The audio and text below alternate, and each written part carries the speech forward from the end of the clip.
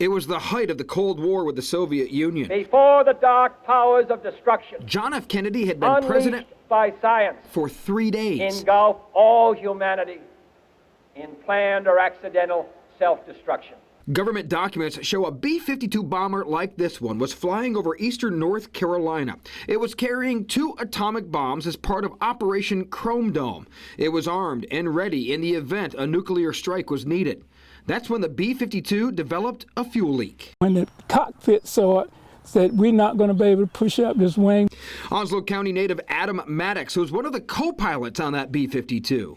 We pulled back 1 and 2 to level the wings out, and it's just not working. In this WCTI interview from 2013, Mattocks says they tried dumping fuel, but just after midnight on January 24th, the wings started to fall apart. They couldn't save that B-52. It became a Broken Arrow situation. Mattocks says the captain made the call for the 8 crew members to bail out. 6 made it out, 2 went down with a plane, 1 died in the jump. Mattocks, the only one without an ejection seat, so he had an ominous decision to make. Either to jump out the top, which nobody have lived up until that time, or crawl down the hatch and follow the navigators out. He says he decided to go up through a hole made by one of the other ejection seats. I couldn't get out, couldn't push myself up. I also grayed out. But he somehow made it out and avoided getting hit by the tail fin. And when I went out, I didn't feel nothing, wasn't no movement or whatsoever. And I'm saying, I'm here suspended in space. Mattocks is the only known pilot to get out of a B-52 without an ejection seat, and he had a bird's eye view of those 2 atomic bombs thrown from the plane. That bomb had never been tested, dropped and tested in the United States or nowhere else. One bomb had a parachute and floated to the ground. Documents unsealed in 2011 state it was 1 safety switch away from exploding and causing the worst man-made disaster in history. The other bomb's parachute did not work. It hit the ground in Wayne County at an estimated 700 miles per hour, and the warhead has not been seen since.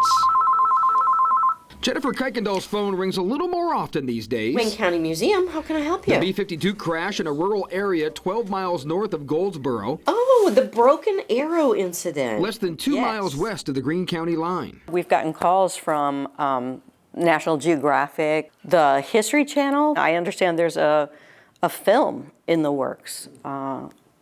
So Hollywood's interested too.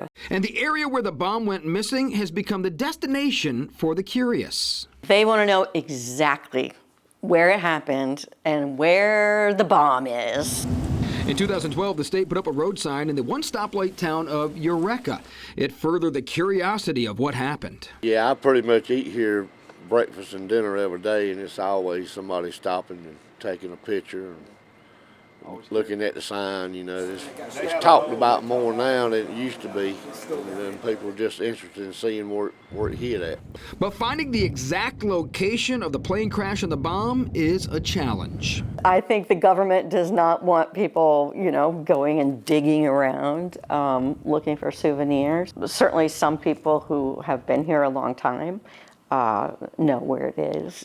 Including Earl Lancaster. Right here is where the bomb on the airplane fell, landed. So it's somewhere right underneath our feet. Right in this territory. We were given permission by the current landowner, Ben Benton, to be on the land right off of Big Daddy's Lane. It's less than a half-mile away from Earl's home. It's the same house he was sleeping in with his wife and baby son when that B-52 went down a little after midnight, January 24th, 1961. I remember that light flashing. But the reason my wife, she's a light sleeper, but she said she heard the plane before the blast, seconds or 2. Yeah. And then that went off, or she woke me right then, and I just stood up side the bed and looked out the window. There wasn't another one. That's when I saw this, looked like you turned the light on. Earl says he immediately jumped into action. He was a member of the Faro Volunteer Fire Department and was one of the first on the scene of the crash. And they told us not to attack the plane if we knew it was military, because they would take care of it. And he wasn't there long when he heard an ominous voice. A man come from the base. He got out on the loudspeaker. He said, for all of your protection, go as far as you can in a hurry, because this plane was loaded. We don't know how much, we don't know what. It could take up a big circle. So I come here and I went a mile down the road to my daddy's house. We know the bombs never detonated. Earl says he was allowed to go back to his home the next day, but military guards were set up next to his driveway, and no one was allowed to get any closer to the missing bomb site, so he did the next best thing. I got out of my car and went riding. Of course, I won't suppose but I couldn't stay up there. He took some pictures along the way, so we jumped in the car and recreated his route of discovery 62 years later. And I went down this road right here, mile down the road. There was a bomb hanging in the tree. You saw it? I saw it. I didn't know what I was looking at. But that big parachute, it was covered that whole tree and hit like about that much into the ground. The bomb did.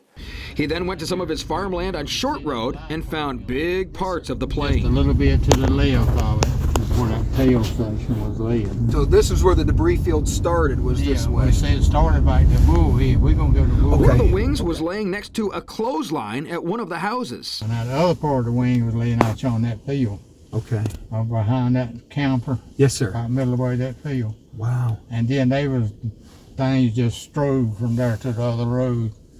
Ever which way. Further down the road on the other side of the Greene County line is where 3 of the pilots landed. See, that's real thick woods. It's a creek run that way, one run this way. Earl was not allowed anywhere near the buried bomb site for weeks. He was told they found the tail of the missing bomb as well as the detonators, but not the warhead. News is what I was getting it from. Okay. Every time they get close to it, evidently they had some kind of device they could, radar or whatever, pick it up. It would keep moving. The military finally gave up searching for the plutonium. Documents state too much groundwater was making the recovery impossible, so they filled in the hole and left. According to Earl, the site is identifiable as a soft spot in the field where ruts are still easily made. It's about 100 yards from a grove of trees most people think is the bomb site, but that is actually an old, overgrown cemetery. Government officials told Lancaster and his neighbors the missing warhead was not a threat to their safety. We sort of worried about his water, nuclear, but the health department or the county or whoever, they checked our water. Do they still come out and check it? Do you know? No, they went for several years. I don't know how many, but they hadn't been, as I know of, for the last few years.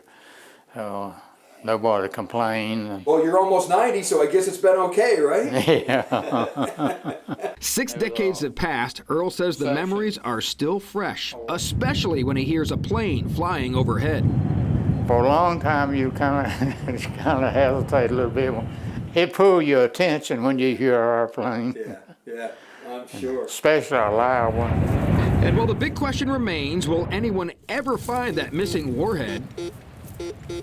It's loose, but at least it's a Pepsi product. I had one more question for Earl. Well, if they make a movie, who do you want to play you in the movie? I don't know where anybody wants to play me or not. Just old poor boy.